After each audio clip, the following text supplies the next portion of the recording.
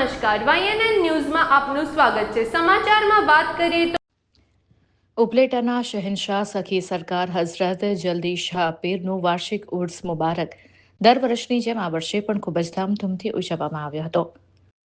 રાજકોટ જિલ્લાના ઉપલેટામાં નાગનાથ ચોક પાસેના railway line પાસે આવેલ હઝરત જલ્દી શાહ પીર ગેબન શાહ પીર તેમજ ગુંદીવાલી માઈસાબમાં તેમ 3 દરગાહનો ઉર્સ મુસ્લિમ લોકો દ્વારા વર્ષોથી યોજવામાં આવે છે।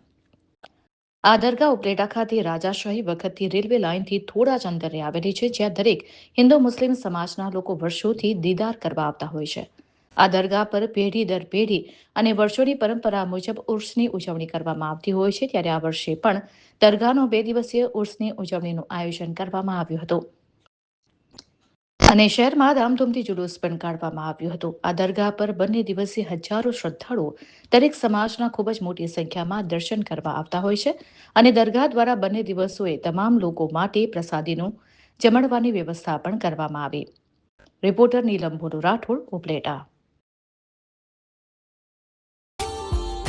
Subscribe now and press the bell icon.